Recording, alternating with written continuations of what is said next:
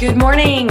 We are live from Ibiza, from a very overcast Ibiza, I must say today, for Café Diem with my guest, Dillon Loerzer Fitzjones.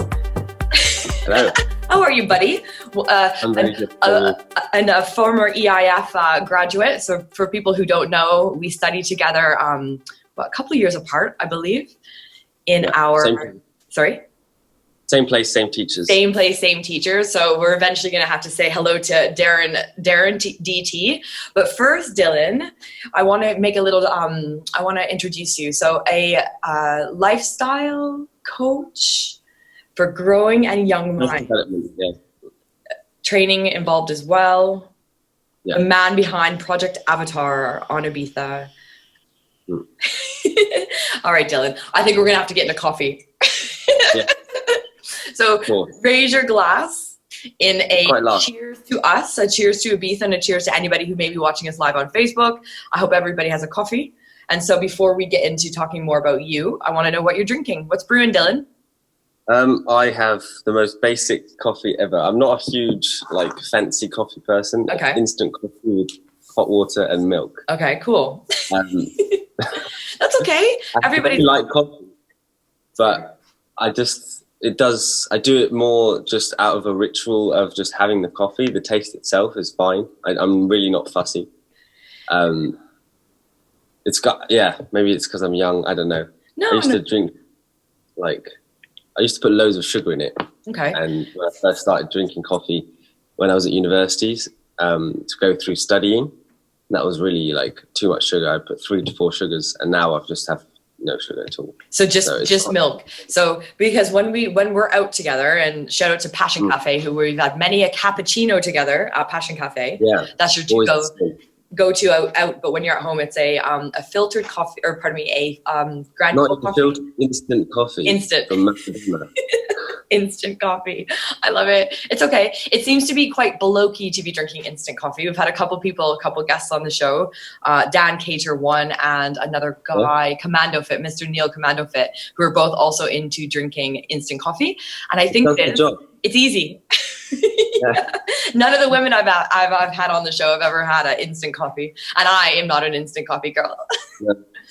I mean, I find other coffees do taste better, but if you're satisfied with something simple, then there you go. Simple things for simple men. Yeah. Cool. It saves mental space. It's just okay, I've done my coffee now. I don't have to hassle around with other stuff. Cool. That's easy going. All right. Well, I did kind of let the cat out of the bag. I said, if you were to go to any cafe, I think Ibiza might take it away from Ibiza somewhere. Might go global. Any cafe you have anywhere in the world that you could go and have a coffee, you could get there. Where would you go? Where would you go for a good coffee? That's a big question, isn't it? It's a big question. It's the biggest question I've ever asked anybody. It's normally in Ibiza, but you, I'd go to Japan. Yeah, I probably would have coffee somewhere in Tokyo somewhere. Yeah, man. There were some really cool coffee places that I had. They weren't that elaborate coffee-wise. It was just the place and the location. You can just have a coffee and just walk around and stuff like that, or sit and see amazing things. Yeah, I think that'd be really cool. In one of the parks would be pretty amazing. Cool, man. I shout out to Japan. Was very, very fortunate to be able to go to Japan before we went into a proper lockdown. And that was another thing that we had a common bond with. And I'd love to go for a coffee with you in Japan right now. It'd be incredible. Well done, Japan, for being Japan. Yeah, man. Cool. Awesome. So very simple man on the coffee, and we're going to Japan for one. They might try to make you have a green tea like Toby. I do green tea. I like green tea as well. Yeah. Cool. Very tasty. So many different varieties there, so you never really get bored. Cool. Tea or coffee in Japan. Perfect. But we're stuck in an overcast Ibiza drinking coffee, which is not a bad thing. We're okay. No, we're okay. Actually having weather like this.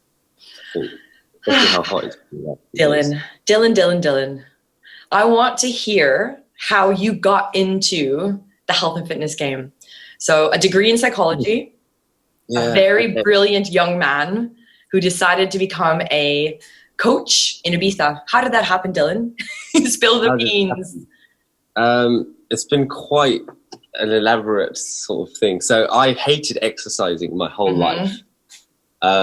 I really did not like doing sport. I did do swimming during my teenage years. But what I did like from the age of 8 onwards was watching martial arts and kung fu movies and playing video games. And all the characters that I would play in the games were always like martial artists or kung fu type people. They were like ninjas and stuff like that. And when I was 8, I remember watching a show called Dragon Ball Z, which is quite famous. And they would really train really hard in it. And I was like, when I'm big, I want to do that. And so I always would say this in myself, like, oh, when I'm older, I want to do that. And then I went to university and I studied psychology and I was really into it. It was really interesting. And then I finished university and I kind of lost a bit of what I wanted to do next. I felt a bit kind of lost with the world. It's like, where do I go now? I've achieved what the system tells you you're supposed to do from age 2 to 21. What do I do now? And so psychology was the mind. And I'd really focused quite hard on it. And so I thought, well, I need to balance that out and focus on my body. And what have I always said I'm going to do when I'm older is go to train with some Kung Fu type thing. So I went and ended up in a monastery in the Himalayas in China. And I trained for 2 months at Rising Dragon School. And it was very transformative for me. I loved it. It was really, really cool. I trained every day from 5 a.m. for 6 hours onwards of Kung Fu and like martial arts type things, meditation, and I completely revolutionized my diet as well. I did go keto during that time. And prior to that, I was not very happy and not really doing that well on the fitness side. So it was quite a shock. The first month was really tough. And eventually by the second month, I was like, okay, actually I can do this. And I felt myself grow and progress and do really well with that. And after I finished, I kind of absorbed a love for doing exercise, but I still didn't know what I wanted to do. And then I continued traveling. I lived in Japan for a month, came back here for a bit, then went back to Japan for 3 months and worked. And then I worked in the Alps for 3 months, doing all various different jobs that would allow me sort of to travel from one place to another, all the while still doing exercise. But I kind of knew within myself that that's probably not what I want to do for the rest of my life. And I was always said I wanted to help people doing psychology or something like that. So in the mountains, I got so frustrated. Be of service. Be of service. Do something a bit more important than, literally working in the service industry of, doing waiting tables isn't that meaningful to me. So I decided to become a personal trainer and I went to EIF, and that was really cool. And it kind of changed even my perspective on what being a personal trainer or a fitness coach could be. And in there, I drew upon my sort of experiences and came up with the idea of Project Avatar, which is basically mixing the mind, the body and the spirit and targeting people who are a bit like me at an age where you don't really know what's going on, and giving them a platform to grow and explore and discuss important ideas, all the while exercising, reading, discussing things, and allowing them to have a platform to answer questions that no one's really asking them. Yeah. And so I've been doing that here in Ibiza since October, which isn't actually that long. Last summer I worked sort of more training for myself. I worked in a summer camp in Canada, and it was a leadership coaching camp. So I did a lot of sort of training myself there to then be able to teach other people things here. And it's been going on since October, like I said, and it's really interesting and fun seeing all young people and what they have to say and watching them grow through the process. I really love it. Yeah.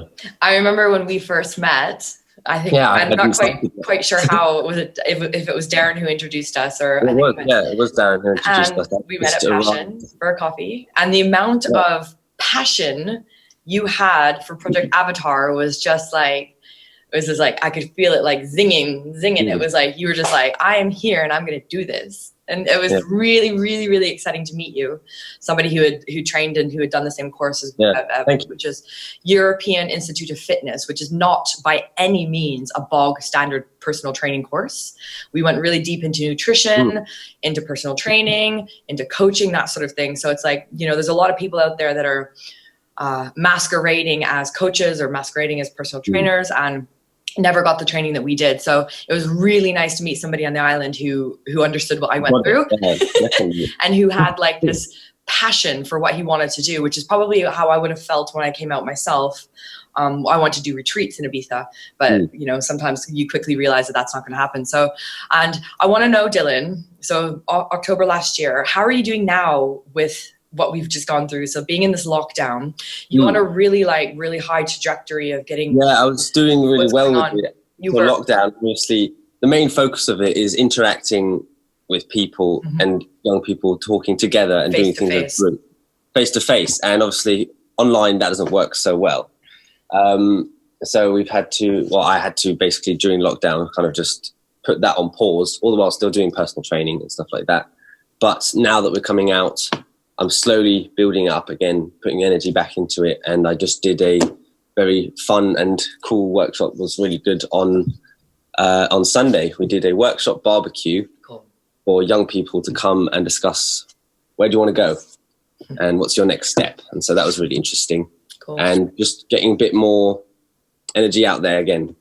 It's kind of building up. You know, I think everyone during lockdown was quite an interesting and difficult time for everyone, especially work-wise. And so having to muster up and create things anew is challenging, but also important and engaging. And I remember as well at the beginning of lockdown, you were like, yeah, this is great. Just chilling. Yeah, I was. It was like, I'm on holiday. Yeah, but, and then like what, 10 weeks later? Last 2.5 months. Yeah, 10 weeks later, it was like, okay. Maybe a week off would be great, you know? Yeah. Excellent. I think it's quite interesting because Mark and I, my partner, have met some young people being out since we've been allowed out. And their take on what's going on in the world is very different from ours. So obviously different generation. I want to know, especially from your workshop that you did last week, like what are the young people in Ibiza saying? What are they doing? What do they want to do? How are they handling this as somebody who's working with them frontline? I think everyone is a bit confused about the future. I know that I myself am confused about the future. So for them who have never even been out necessarily into the big wide world in that sense, and already kind of confused with, you know, global warming and politics and all these things, it's just another layer on top of like, oh my God, what's going to happen? And so I think that's quite scary, and it makes it difficult to actually project yourself into the future quite far if everything's so blurry. I know that for myself personally, I don't feel so different from them. You know, I'm only a few years older, and my whole youth was kind of not really projected that far as well. It's like, what's going to happen in the future beyond university? I don't know. I'm not really that fussed. But if there's no opportunity, if everyone's going to be locked down inside, then that's certainly something that, you know, is going to be affecting what you think you might do as a job, or if you want to go to university. A lot of people's plans for university next year are being pushed back. A lot of people who went to university this year had to miss their graduation, and that kind of ruins a lot of the fun of it. And then if you're just starting out a business or doing something and then you get a big hit, then how do you build back up? So interesting question, definitely, how the young people are seeing it. I think the perspective is it's kind of, a lot of people are, what's the word, frustrated about it, especially due to the unsurety and the way that the government reacts and the restrictions. I mean, I know that I do find the restrictions in Ibiza quite odd. I understand them, but the idea that you should have a mask walking down the street and then sit down and take it off when there's a guy right behind you just seems a bit like the same. So I don't want to criticize it. It's just a bit odd the way that it's done, and just creates confusion and creates frustration. Why do I have to do this? Why do I have to do that? Why is this person not doing that mask? And then as soon as someone doesn't have their mask on in the street, also people are like, that guy's weird, you know, the intruder or something like that. So, yeah. Yeah, I can't imagine that's doing anything for connection. No, exactly. It makes people feel isolated.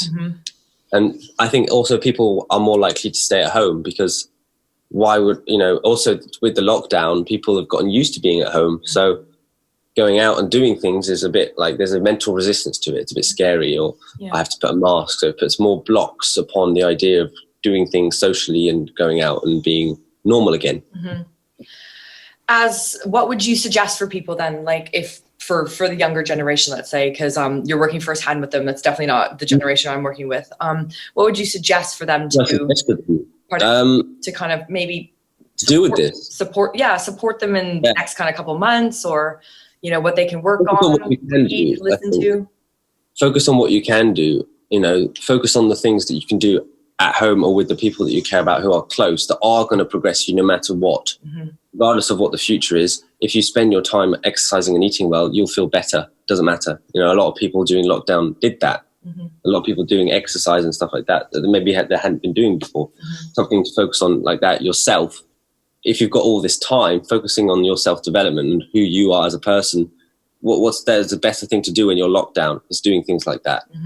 Not go out. So you can read, you can develop your ideas, you can create, you can draw, you can create art or learn an instrument. There's lots of fun things that you could have done in the past. And even now, like with time now, focusing on the important things that you like, but not for other people's reasons, that will then eventually allow you to grow those things potentially into a job. Or, if you're really passionate about food, develop your cooking. Maybe you want to be a chef, or if you're really passionate about music, create up music. Eventually with time, you can make music or something like that. You're in your training ground here as a young person. And as you develop more the skills that you have, you're going to channel yourself out into the wide world. And the more you've done that, the more able you'll be able to do it in the future. And do you find, since they've come out of lockdown and they're able to get together, that's kind of gone out the window, as in like now they're just socializing, maybe drinking, smoking, maybe taking drugs, I don't really know. And it's like, no more creative, like just it's summer. Yeah. I mean, I understand it. It's summer. A lot of people have finished school. It's like, and now they're allowed outside. And it's like, well, it's normal to react like that. I don't think that should be seen as a bad thing. September's going to come again, and maybe school's not going to be the same as it was. So how are you going to deal with that? Think about that a little bit. What are you going to do with your time? Are you just going to be like, I'm just going to watch Netflix all the time? That'll get boring pretty quick. Yeah. And do you think the kids will go back to school in September? Is it looking like it? I think it depends on the schools. And I think it depends on the country. Here, maybe, but they're also talking about a second lockdown. It's complicated. They'll certainly have online stuff. I know that people who are going to university are going to be doing university online classes a lot, which is like odd as an idea, because the whole point of university is that you're surrounded by other people who are talking about things with you. I remember at uni, most of the stuff I learned wasn't actually from the teachers. It was from the discussions I had with the other students. Yeah, but that's just a big part that's going to be missing. It's just mind-boggling when you really start to dig deep into what's going on in the world right now. Yeah, it is unprecedented. Well, it is precedented, but not for us. And what about travel for young people? Because obviously travel right now as well is a bit, do you want to go? I don't even know if you can go to. That's one of the things that came out of what do you want to do, is everyone wants to travel and explore and see the world. And that's kind of normal. That's what I wanted to do when I was younger. And the idea that you're not going to be able to do that to the same extent, I think is quite sad, because it's one of the biggest things that people look forward to, is going and exploring new ideas and new people, new places, seeing cool things.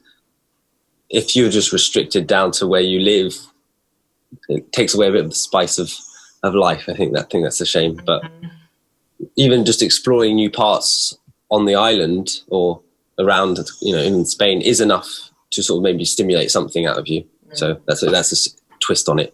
I think we'll stay away from mainland Spain for a while. Yeah. We'll just stay in the islands for right now, at least. But I can imagine that being a teenager just graduating from high school or like getting ready to go to university, having that gap year and like, you get to go travel to South America. Yeah, it's exciting. People look forward or whatever. And it's like, it's just, no, you're not going anywhere. You're staying in Ibiza, which is not a bad place to be stuck in. However, even myself, I get island fever every so often. I have to get off the island. So wow. It's the longest I've ever stayed in Ibiza since November. Yeah, it's the longest I haven't left in my whole life. Yeah. Actually, okay, interesting. On that one, what is your what's your connection with Ibiza, Dillon? How did you end up here? You have some family here. How did I end up here? Well, I've been coming here my whole life. My mum grew up here from age 6 onwards, and all of my aunts and uncles live here. And my grandparents moved here like in the 60s and worked and ran Morna School when it was not Morna School of today. They were teachers there, and there was like 4 kids per classroom, and they would go outside and play in trees. So it's quite long-rooted history here. My dad, who's from London, has come here separate from my mum and spent a lot of time here when he was young. And so there's a lot of connection and history here for my family and me. And so every single summer and Christmas and Easter or whatever, we would come here. And after I came back from traveling, basically, I didn't think I would want to go back to London because it was a bit grim there. And so, yeah, I thought it was a pretty good place to come and live, considering how connected I felt to the island. Yeah. Very cool. I love that. So you spent a lot of summers here, and every summer that you were here, I know the clubs were open. It was busy. Yeah. Like now in comparison, what is it like in comparison for you? It's weird. I mean, I'm not a huge clubber. I felt like growing up here, I would go out to the club as 15, 16, 17. So by the age of 18, 19, I wasn't that fussed about it anymore. Maybe that's a bit naive. I don't know. I prefer doing different things or different nightlife type things. KungFu. But I also, when I was in London, I liked going to do, different types of raves or things like that. But yeah, the nightlife here in this summer is completely different. I think you can see it the way the island's functioning. The fact that there are no clubs means that there are more people out and about doing things. And it's still quite heaving actually here for August. There's a lot of people on the roads and stuff, but the tourists, I feel like they're different. There's a different energy around the island. Whether or not I think that's a good thing or not, I'm a bit unsure, but it's different. Yeah. Cool. And are the youths missing that? Because I imagine they would go to the clubs as well. Or? Yeah, I think a bit. Yeah, I think a bit, but they are finding other ways to party. They'd have house parties at people's houses and go out.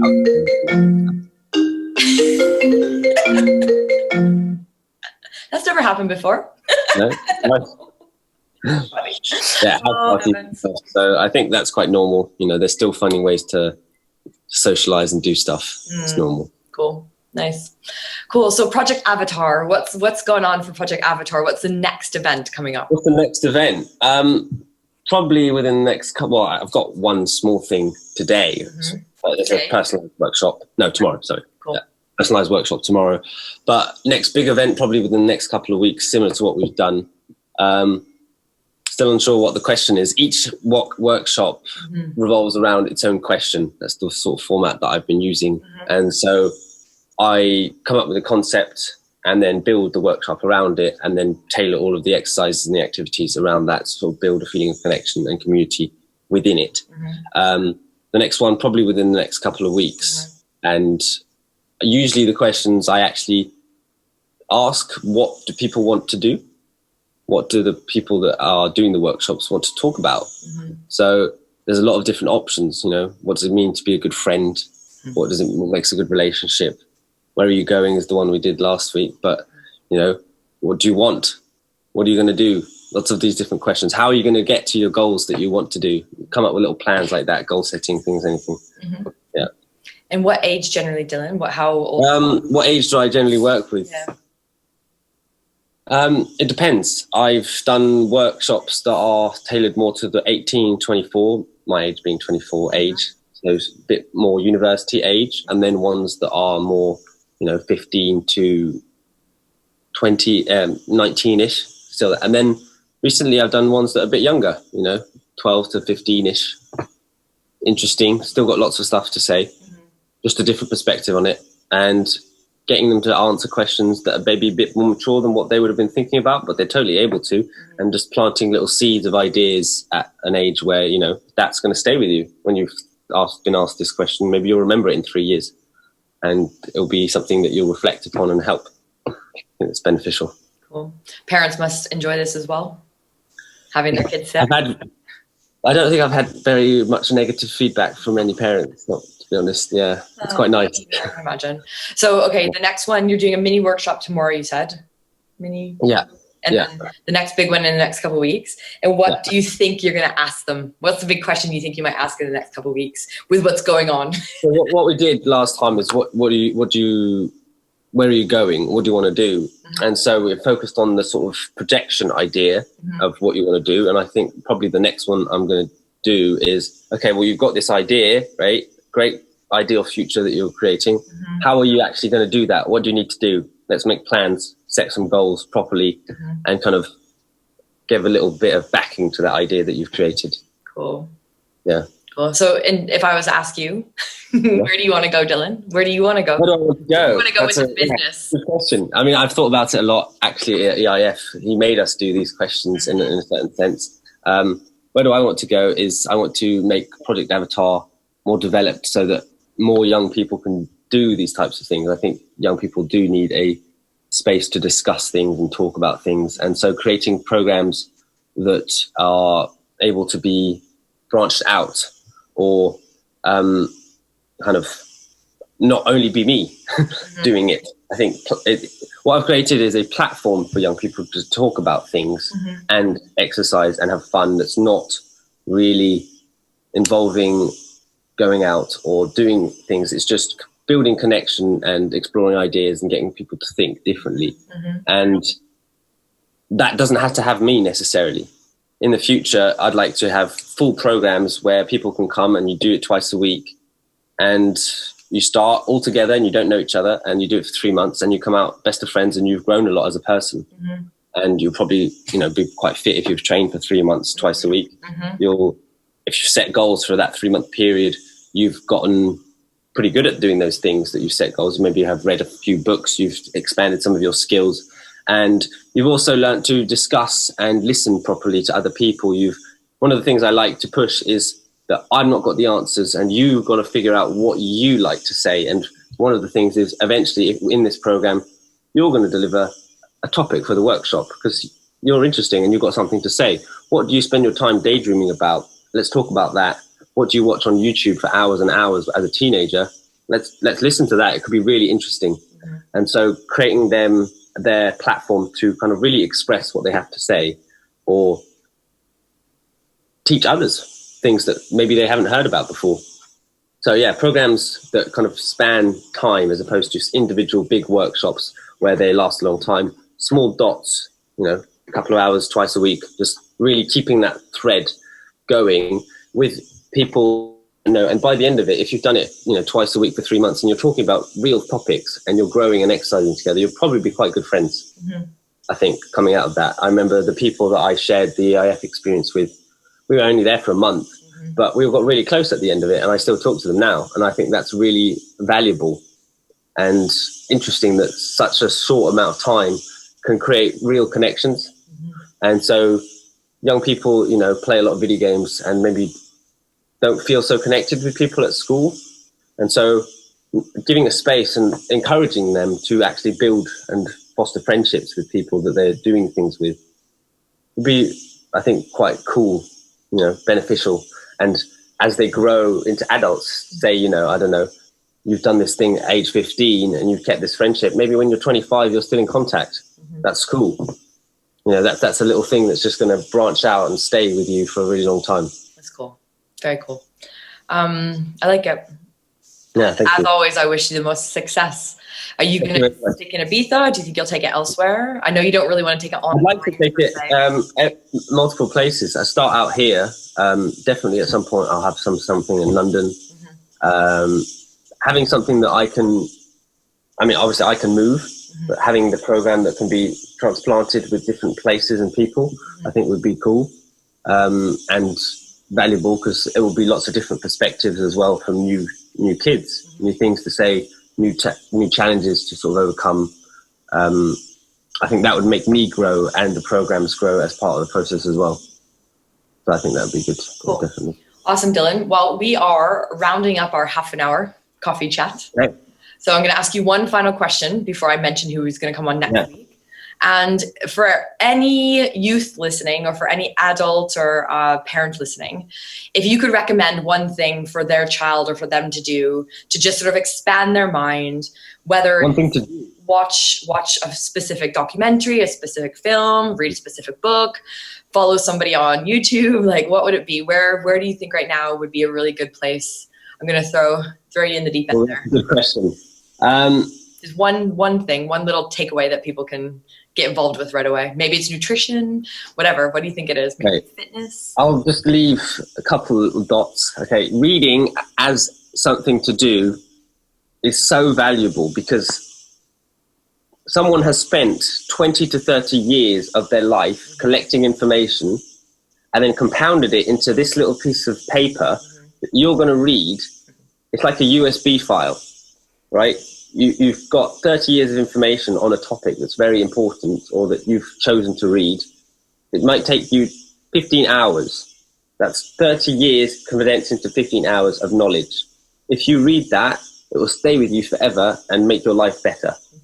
The more you do that, the more you'll feel able to understand and tackle life properly. Obviously, don't just spend too much time in the books, because reading about stuff is not always going to be the same as experiencing it yourself. Yeah. So balancing learning and then actually doing is pretty good. And on the doing part, exercising, pretty good. Helps you, grow as a person, push yourself, stay motivated, healthy, and eat pretty good as well. Definitely recommend that as well. Exercise. Yeah. Woo. Well, hopefully we'll get back to doing our group personal training. Yeah, that would be great. Definitely. Maybe at the end of September. As soon as we're allowed to have groups. Yeah, well, yeah, it's like exercise. We're allowed to exercise outside, but we'll keep everybody on top of that for sure. Awesome, Dillon. Well, I really appreciate it. I really do. Yeah, thank you for having me. Yeah, thanks for joining. Thanks for joining on a bit of an overcast day in Ibiza, but that's okay. I'm sure the sun will come out for us a little bit later. I appreciate you coming and sharing some knowledge with everybody, with all of our guests and all of our listeners on YouTube. So what I'm going to do now is just make a mention that next week, so Well-Being Wednesday, the 19th of August, so mid-August, which is scary already, I'm going to have a good friend of mine called Sarah Law, who is a natural IFBB pro bikini athlete. She's also a nutritionist, a huge foodie, and an all-around really rad girl. So I'm quite looking forward to her coming on as well. And fitness is like her middle name, basically. And so she's going to be coming on to chat to us about her move to London, or pardon me, not London, to the UK. So they were in Ibiza, and then they moved back to the UK. So I'm quite interested. She's actually in Ibiza now. So I'm quite interested to hear the difference between, having a lovely life in Ibiza and then when you actually go back to the UK. Go back to London. Yeah, definitely not London. Would we ever want to go back to London? No, not after living in Ibiza. So Sarah Law next week. And then, of course, if you're looking to get a hold of Dillon, you can find him on Facebook, Instagram, and the web. So Facebook is Project Avatar Training, all one word. Instagram is project.avatar. And then, of course, if you want to see what he's up to online, you can find him on projectavatar.com. No, projectavatartraining.com. Correct? Cool. So if you're looking for the next workshops, and would you say that you're more active on Instagram or Facebook? Instagram is probably the best place to contact me. Okay, cool. Yeah. Again, we didn't even touch upon social media, but that's a whole different topic. Social topic, yeah. Well. And then if you're looking to get a hold of Café Diem, of course, it's Instagram, Facebook, SoundCloud, Café Diem Ibiza, and then YouTube, of course, should be watching this background as well. So if you like this conversation, please like it. If you think there'd be somebody who'd be interested in learning about Project Avatar or about what the youths are doing, that would be great. I'd love if you shared it. And then, of course, you subscribe to the channel as we try to get 100 subscribers in the next couple months. We're not asking for much here. Please do. I would really appreciate it. And then, of course, I as well am a health and fitness coach. I'm going to be doing a big push come September. So I think everybody's going to be ready come September to really focus on going back to the gym, which I've been really enjoying for the last month or so as well. You can find me on Unconditional Love Ibiza on Instagram and Facebook. So that is us for Well-Being Wednesday on the 12th of August with my guest Dillon, all the way from Project Avatar in Ibiza. We're signing out. Thanks, Dillon. I appreciate it. That's cool. I'll see you for a coffee soon. Yeah, definitely. Adios. Thanks for having me. Bye-bye. Pleasure.